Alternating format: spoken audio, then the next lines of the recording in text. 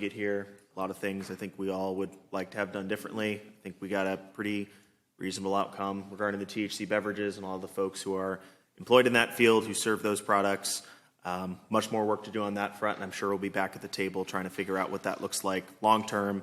But this is a good opportunity to get the local folks the money that they deserve, and for that, I will be yes. Representative Stewart.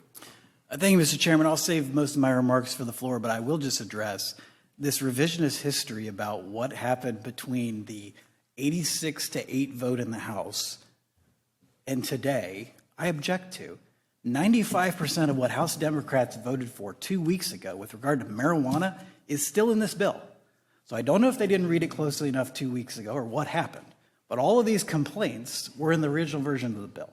So I commend the Senate for working with the House and preserving the overwhelming majority of those provisions that both parties supported just 2 weeks ago. Obviously, we had an intervening vote by the federal government that complicated some of the issues relating to intoxicating hemp and THC beverages.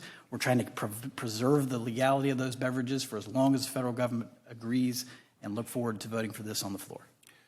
Senator DeMore. Thank you, Mr. Chair. I'm having problems with my own mic today. So I'm going to echo some of the comments of my colleague, Representative Sweeney. Unlike the House people who might have voted for the marijuana bill, I voted against the Senate marijuana bill for a lot of the reasons Representative Sweeney said. The voters spoke overwhelmingly that what they wanted was marijuana regulated like alcohol and tobacco. And this bill does not regulate marijuana like alcohol and tobacco. We don't allow businesses to let people smoke marijuana if they want to. We don't allow people to smoke marijuana if they're walking down High Street. We don't allow people to smoke marijuana if they don't own their own homes. They can't smoke it in a rental house. They can be thrown out of their house. As Representative Sweeney said, I offered an amendment to not have people punished if they've been smoking marijuana, so they don't lose their kids, they don't lose their house, they don't lose the potential of getting an organ transplant. All these things are ridiculous. I voted no on our original marijuana bill because it was against the voters' intent of the state of Ohio. I did vote for our hemp bill, and as you know, Mr. Chair, and as my colleague Senator Wilkin knows, the whole hemp stuff, we were almost in agreement from the outset, and I voted for our hemp bill because we have to get the bad stuff off the street. We can't get it in the hands of kids, and it needs to be regulated and taxed. And I'm glad, and I'll admittedly say that I'm glad that the House bill, that this bill is going to allow the beverages for a longer period of time, because I think the beverages are the fastest growing part of the industry, and 2,000 Ohioans are employed by making these beverages. And I think what the federal government did was utter stupidity, but we have to live with it.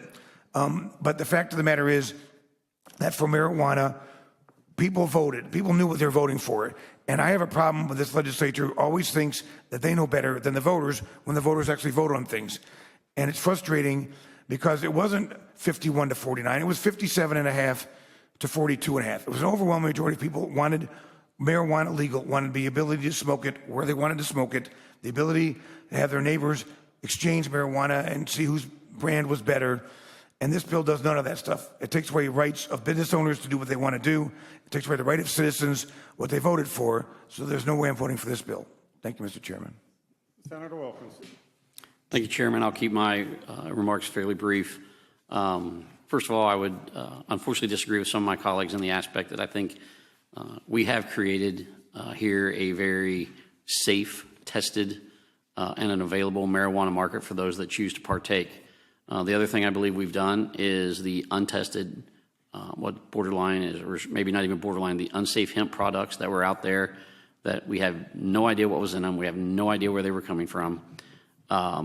We've got those off the market as quickly as I think we could have, as well as the drinks. I think the reason we didn't, most people on this committee didn't have a problem with the drinks is the drinks are already tested with a certificate of analysis.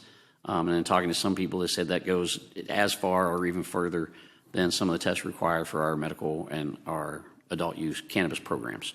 So with that, I would encourage everyone to vote in favor of the conference report. Thank you. Thank you, Senator. I just want to thank everybody on the committee. I want to thank the Senate and House staff for the hard work, my aides. I want to thank the Speaker, and the president for, their hard work in getting this together. But I also want to thank Senator Schuring. Senator Schuring, last General Assembly, was with then Senator McCauley as we negotiated this last General Assembly. Kirk died a year ago on Saturday, this coming Saturday. He was a great part in 2016 when we passed medical marijuana, and was there in 2018. He was here the last couple of years, and he truly is missed, and his institutional knowledge is certainly missed throughout this. And I just wanted to recognize him, but 2 points I wanted to make. We've spoken about what the people wanted and they voted for. They voted to collect the money, but they also voted not to pass it out. So if we didn't do anything, the cities wouldn't get their money. So we shouldn't not do anything. And the second thing they also did is they voted to put it in the revised code.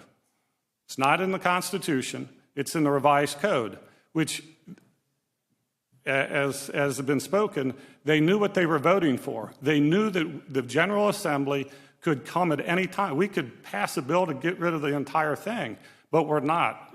In my opinion, and I've said this before, I think overall, on the average person that does recreational or medical marijuana, this bill will make it better. We're still going to have 12 plants. It's going to be reasonable for most Ohioans. So I urge a yes vote. So now, do we have a motion before us? I can't remember. We have a motion. I'll ask the clerk to take the roll, please. Chairman Huffman? Yes. Vice Chair Fisher? Yes. Senator DeMora? No. Representative Stewart? Yes. Representative Sweeney? No. Senator Wilkin? Yes. With the total votes necessary, the Conference Committee will report Senate Bill 56 as favorable to each respective chamber. The members who voted in favor of the report need to sign a total of 6 copies. I'm not sure why, but if you voted against